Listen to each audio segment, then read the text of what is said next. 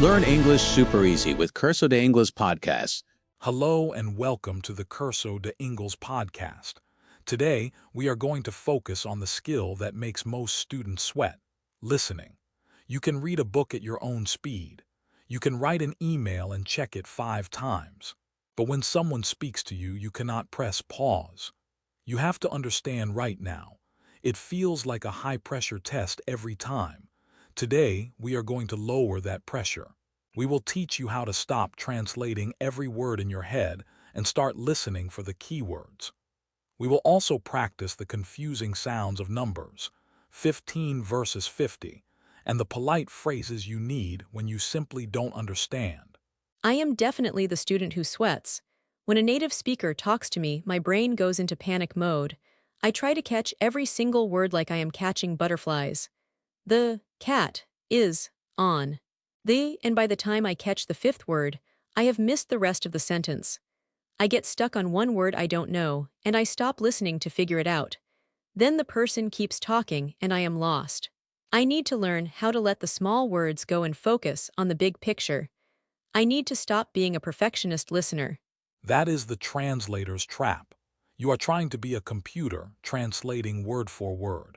But human communication is 80 context and 20 keywords. Imagine this sentence. I went to the bleep and bought some bleep for dinner. You missed 2 words, but you heard went, bought, and dinner. Your brain can guess. Okay, he went to a place that sells food, a supermarket, a restaurant. You understand the story even if you missed the specific noun. This is just listening for the general idea.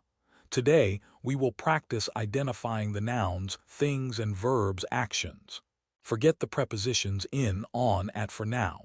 They are just the glue, they are not the message. Just listening. That sounds much less stressful. I don't need to hear to the, I just need supermarket. Okay, let's practice with introductions. When I meet someone, they usually say, Hi, I'm name, I'm from place. I work as a job. This should be easy, but sometimes they speak so fast. Him Sarah him from London Ewercasade signer. It sounds like one long noise. How do I separate the sounds? Do I look for the capital letters in their voice? Or do I listen for the pauses? In English, we stress the content words. Hi, I'm Sarah, I'm from London, I work as a designer. The grammar words I'm from as a are weak and fast. The content words are loud and slow. Your ear must be like a radar scanning for the peaks, loud words. Let's try a test. I will say a sentence at natural speed. Don't translate, just tell me the 3 keywords. Ready? My brother usually plays football on Saturdays. Did you hear my? Did you hear on? Probably not clearly, but you heard brother, Plays, football, Saturdays. That is enough to understand the reality. Brother plays football Saturday. Yes, I got the message. Brother football Saturday. It is like a caveman language, but it works. Now let's talk about numbers. This is where mistakes are dangerous. The meeting is at 3:15 versus the meeting is at 3:50. That costs 19 versus that costs 90. We talked about teen up versus tie down in a previous episode. But what about dates? Tuesday versus Thursday. To me, they sound identical. Tuesday, Thursday. I often show up on the wrong day because of this. Tuesday versus Thursday is a classic struggle. Tuesday /tjus/ starts with a sharp T sound like two. Think 2sday, second day. Thursday /rz/ starts with the soft th sound tongue between teeth. Think thirsty, also look at the lips. Tuesday, lips go forward ooh. Thursday, lips go back air. Context clue, see you next Tuesday. Sharp T, see you next Thursday. Soft breath, and for 15 versus 50. If you are unsure, ask to clarify. Did you say 15 or 50? Native speakers do this too. It is not a sign of weakness, it is a sign of accuracy. 15 or 50. That is a great trick. I will use that. Now, speaking of clarifying, what are the best phrases when I truly have zero idea what you said? What is rude? I don't understand stops the conversation. I want phrases that keep the conversation flowing but ask for repetition. Sorry, pardon, excuse me, are these all the same? And what about, say that again? Is that too direct? Great question. Politeness levels vary. Sorry, rising intonation. This is the most common and neutral. Use it with anyone. Pardon, a bit more formal British. Very polite. Excuse me, be careful. With the wrong tone, it sounds angry, excuse me, but spoken softly, it works. Could you say that again, please? Perfect for beginners. I didn't catch that. Natural/casual, my favorite for learners. Sorry, could you speak a little slower? This tells them the problem's speed, not just that you didn't hear. They will instantly slow down and articulate. Could you speak a little slower? That is the magic key. Most people are nice, they just forget how fast they speak. Now, let's talk about context clues. Sometimes I hear a word I don't know, but I can guess it from the situation. Example at a restaurant. Waiter, would you like unknown word or unknown word with your steak? I panic. But context tells me it is a side dish, probably fries or salad. So I look at the other tables. I see fries, I see salad. I can guess chips or salad. Is guessing dangerous, or is it a smart strategy? Guessing is smart strategy. It is what babies do to learn their first language. If the waiter points to a bottle and asks, still or sparkling, you know he is talking about water. Even if you don't know the word sparkling, you can guess it means with gas. Use your eyes, look at their hands, look at the environment. However, verify your guess. Sparkling, is that with gas? Fries. Is that potatoes? Verifying is better than pretending to understand. Fake nodding, pretending you understand, is dangerous. If they asked, "Are you allergic to nuts?" and you nod yes just to be polite, you might starve. Fake nodding. I do that all the time. Yes, yes, haha. And then I realize they asked me a question like, where is the bathroom? And I look crazy. I need to stop the fake nod. Okay, let's practice listening for specifics. I am going to the train station. I need to hear time, platform, and price. The train to Paris leaves at 10:30 from platform 9. The ticket is €50. If I hear Paris, 10:30, platform 5, €15. I have a disaster. How do I practice targeted listening? Should I write it down as I listen? Yes, note-taking is a powerful listening tool. When you know important data is coming, time, price, number, grab a pen or your phone. Don't try to hold it in your memory. Your brain is busy translating. It has no space for storage. Hold on, let me write that down. This gives you a pause. Okay, 10:30, platform. Force them to repeat the specific detail. Also, listen for the prepositions as clues. At 10:30, time coming, from platform 9. Location coming, for €50. Price coming, the preposition is the warning bell. The preposition is the warning bell. At, get ready for time. From, get ready for place. For, get ready for money. That helps me focus. Now, let's talk about homophones again. I/I, C/C, meet/meet. In a simple conversation, these usually aren't a problem because of context. I eat meat. Not I eat meat. But what about can versus can't? We discussed this before, but it is the hardest one for me. I can go versus I can't go. If I miss the T, I miss the meaning. Can we review the sound difference one more time? It is worth reviewing because it is critical. Positive can, weak vowel, I can go. Negative can't, strong vowel, I can't go. If the vowel is long and loud, aah, it is negative. If the vowel is short and quiet, it is positive. Listen, I can see you. Short yes, I can't see you. Long no, also look for the stress. Positive stress is on the verb, I can see you. Negative stress is on the can't. I can't see you. If the can is louder than the verb, it is negative. Stress on the verb positive. Stress on the can't equals negative. I can do it. Yes, I can't do it. No, that is a lifesaver rule. Okay, I am ready to test my ears. I want to try a gap fill exercise. You tell me a short story about your daily routine. I will try to catch the verbs, just 3 sentences. Don't speak super slow, speak normal. I want to see if I can catch the keywords. Challenge accepted. I will speak at a natural pace. Listen for the verbs actions. Yesterday, I woke up late because my alarm didn't ring. I rushed to work, but I missed the bus, so I had to walk. Did you catch the 5 actions?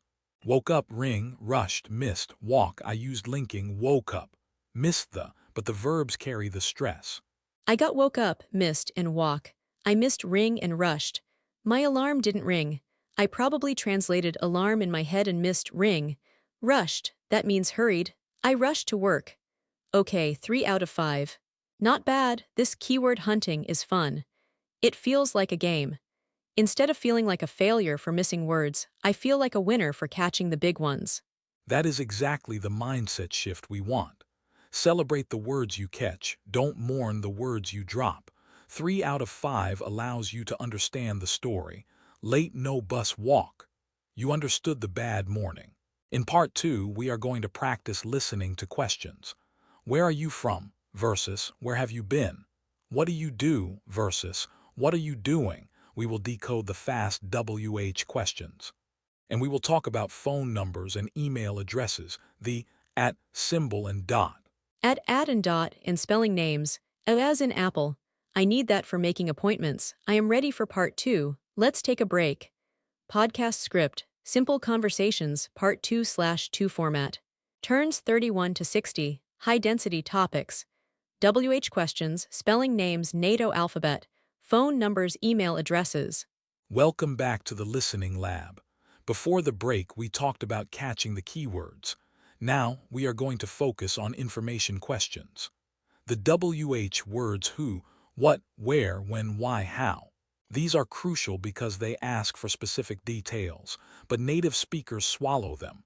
Where are you going becomes where you going. What do you do becomes what do you do. How are you becomes how you doing. This is called reduction. We reduce the auxiliary verbs are do to almost nothing. Your ear needs to listen for the WH word plus the main verb. Where, going, location, what, do, job/action.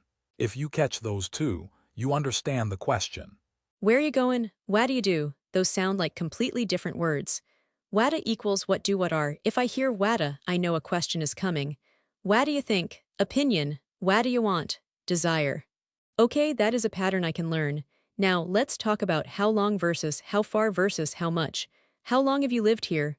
Time. How far is the station? Distance. How much is the ticket? Price. I often mix up how long and how far. How long is the river? Physical length. How long is the movie? Time, duration. Context again.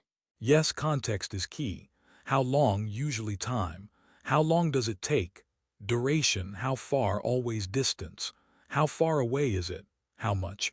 Always quantity, uncountable, or price.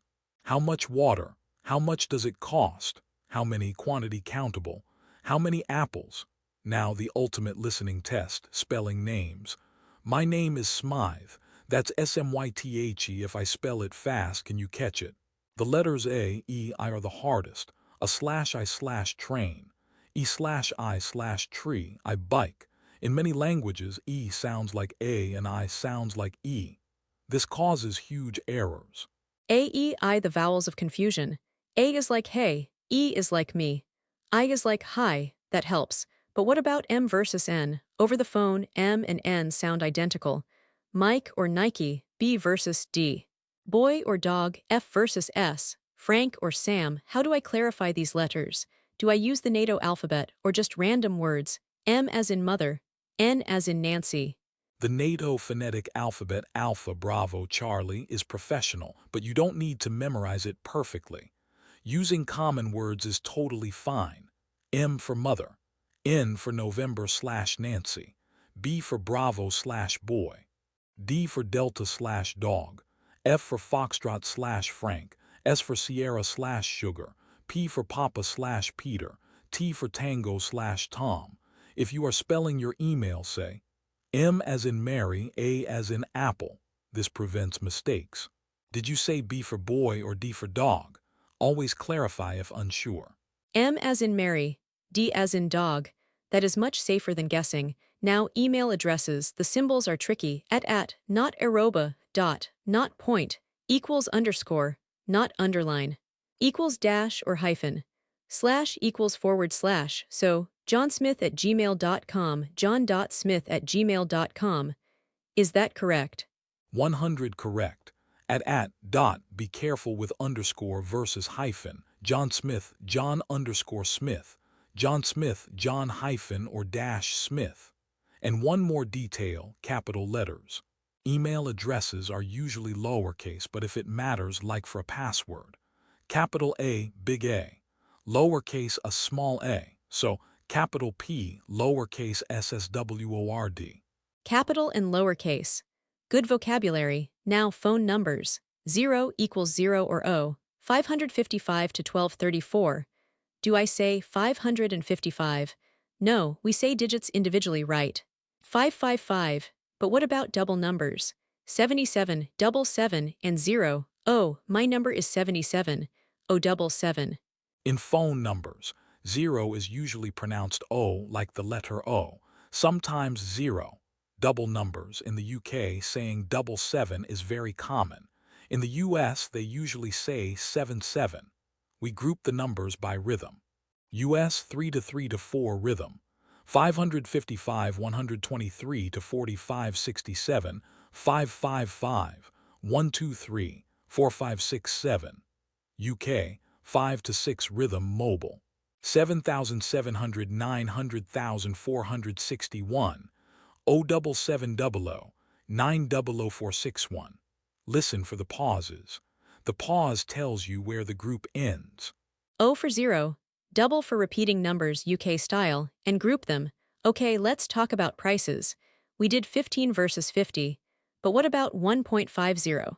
Do I say $1.50? Or 150, or $1.50, slang, that costs $2.99, $2.99, 2.99. Is the word dollars optional? Yes, in casual speech, dollars and cents are often omitted. 1.50, 150. Most common, 2.99, 2.99. 100, 100 or 100.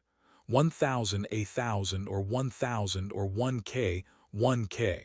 1,200, 1,200. We count by hundreds up to 9,900, $1,200, 1,200, 1,200. Formal. A buck is slang for $1. $5. But avoid slang when listening to official prices, train tickets, etc. 1,200, 1,200. That is weird math, but I hear it a lot. 1,500, 1,500.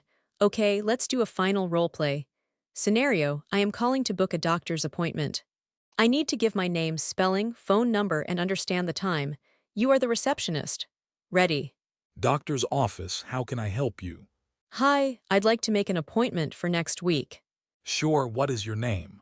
My name is Sarah Smythe. That's S for sugar, M for Mary, Y for yellow, T for Tom, H for hotel, E for echo. Okay, Sarah Smythe. And what is your phone number? It's 077 55 234 19 7,755 23,419. Got it. Can you come in next Tuesday at 2:15? Sorry, did you say Tuesday with a T or Thursday with a TH? And was that 215 215 or 250 250? Good check. I said Tuesday the 10th. And the time is 2:15, 2:15. Perfect, Tuesday at 2:15. Thank you. End of roleplay. I felt confident spelling my name with the code words, Sugar Mary, and clarifying the numbers saved me from showing up on the wrong day. You did perfectly. Clarifying is the sign of an advanced listener. Did you say X or Y? This simple question prevents 99% of miscommunication. You caught the name, the number, the day, and the time. You are ready to face the world of fast talkers. Remember, don't translate. Catch the keywords and ask to slow down. Thank you for joining us in the listening gym. Thank you. I am going to listen to the radio now and practice catching keywords. See you in a bit. Bye. Goodbye. Keep your ears open.